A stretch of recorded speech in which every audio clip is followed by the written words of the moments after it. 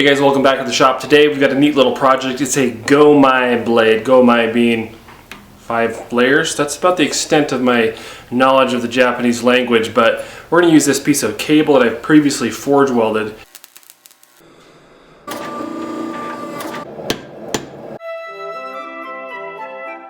And sandwich it with a couple of other things to make a really cool blade. So let me show you how we're going to do that. First of all, of course, is this piece of cable I just showed you guys. You can see that live edge on there, kind of neat, but that's going to be the main source of our cool pattern here. For the centerpiece or the edge, we have some 1095 high carbon steel.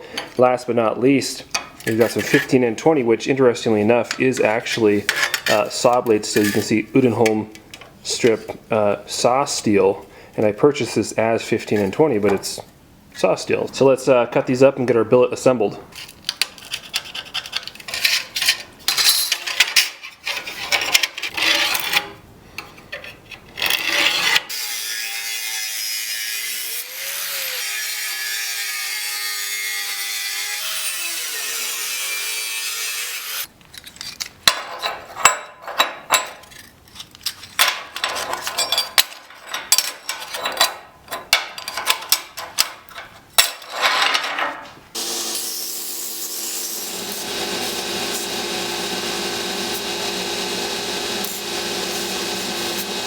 Now these are done ground clean, but I like to wipe the dust off just the same.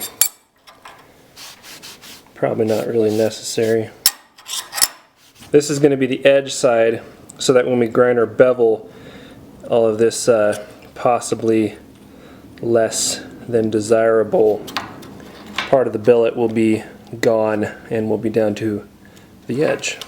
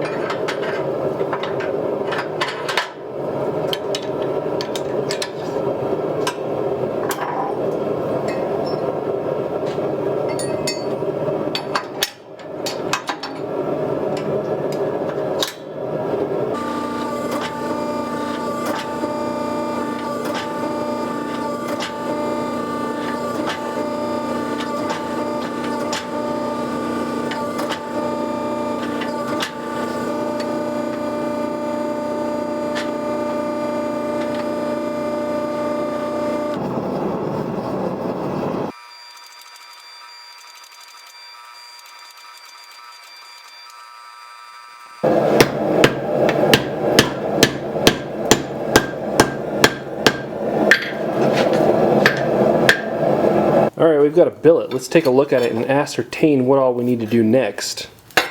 So, you can see here that I've forged this portion down a bit thinner than this portion, which happens to be about 7/32 through here, and about 3/16 or maybe a touch less through there. This is going to be the tang. We'll have a slightly tapered tang. That gives us a little more length on our overall billet. So as you'll recall, the one side of the billet kind of didn't have sort of, cable that came all the way to the edge. Kind of created problems for us forging it out, turned it into a banana. For those of you that saw that coming, congratulations. For the rest of us, we're special too. But anyway, this is going to be the spine area here, and you can see I've got some little inclusions sort of on the very end here, which isn't too atypical, and we'll just have to grind back a little bit and get rid of those. So next I'm going to go ahead and sketch out a knife on here, and we'll do some cutting grinding. Masterpiece. Alright, let's go to the grinder.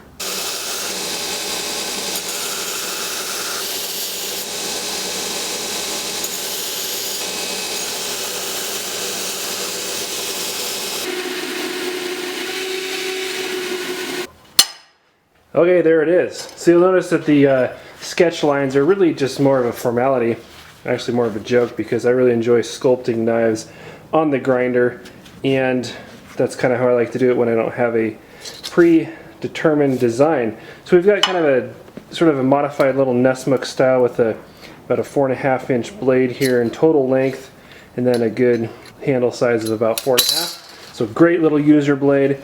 We still have plenty of material here, and that's close to a quarter inch thick now that we've got it ground. Yeah, that's a 1/4 inch thick there. So that's going to give us some material to grind off and get down to some good cable Damascus and get everything trued up here before we grind our bevels in. But the next thing we need to do is try to get some holes drilled in here, and then we'll go ahead and normalize this thing.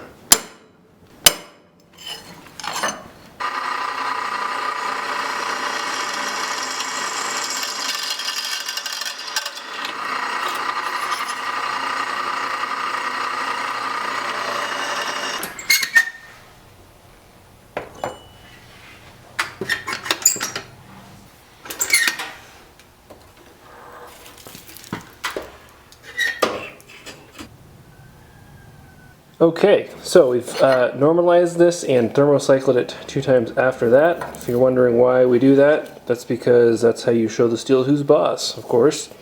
And you'll notice here that I've got a little bit of an issue. So this darker colored streak here on each side, that's our 15N20. So for whatever reason, the nickel content steel, which that is, kind of holds on to this scale or has a little bit different color out of the heat treating process, and including also quenching, and you'll see that, and it has a darker color to it. So you can see that our 1095 is kind of wandering off here. We don't have everything straight down the middle like we do on this side. This side looks really good. If you recall, this is the side where I kind of had things hanging out there and not really, you know, even. Not really a big deal. I'm just going to have to grind this back a little bit further, probably about to here or so, back to where we're closer to the center of our billet and things are even, and then we can go from there and start. And I'm going to do a rough grind on the bevels, then we can heat treat this. But let's find where we have a straight, consistent line down the center here. All right, I ground this back a little bit further and put it in the ferric chloride for a minute. And you can see we're doing a lot better now. It's pretty much centered. I'll be able to kind of clean stuff up on each side here and bring that a little more centered, but for the most part, looking pretty good.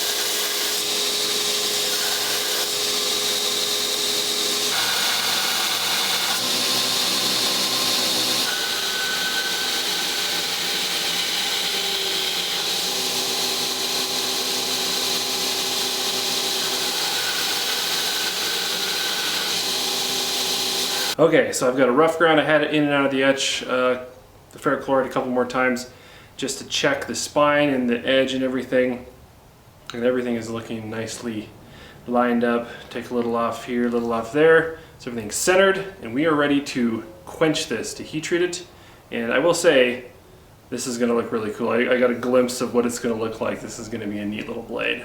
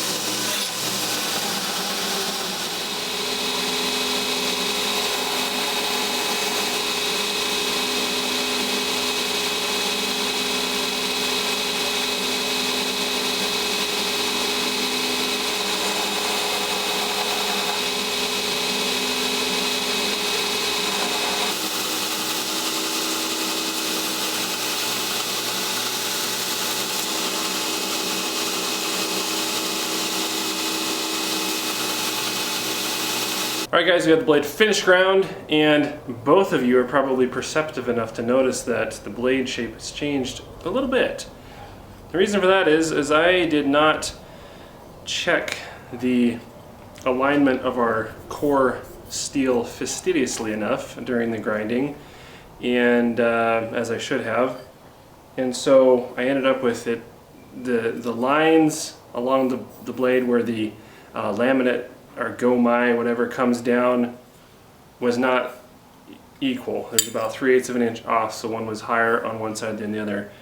And I could have left it like that, but I'd rather try to line those up a little bit. So I had to take more material off one side to bring those to a more equal position on down the blade. So here we are. We still have a great little user blade. And the good thing is that we didn't have a predetermined design, so it doesn't really matter. But let's get this thing hand sanded and etch it and see what this looks like.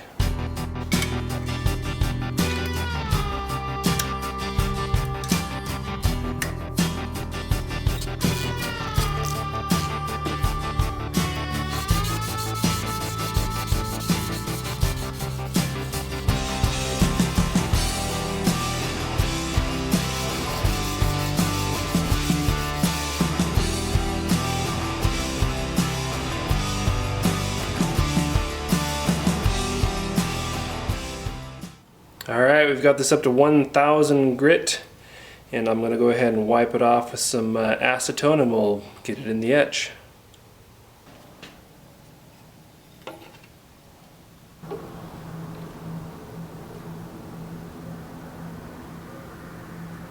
Alright, so you can see our 15 and 20 there, that bold bright line. What you can't probably see so easily is the less apparent but nicely figured pattern of the cable here.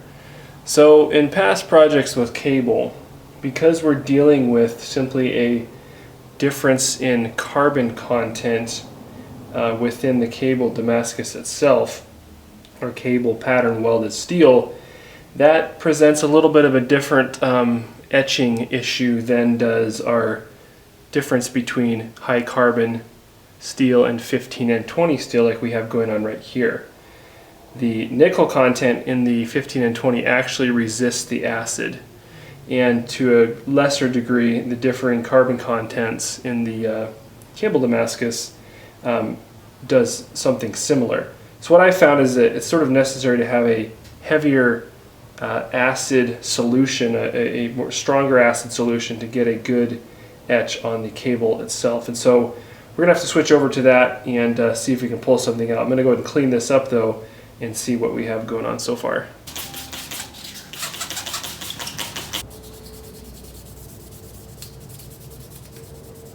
Alright, there you have it. So you can see we've got some neat cable Damascus characteristics there, and that turned out pretty decent.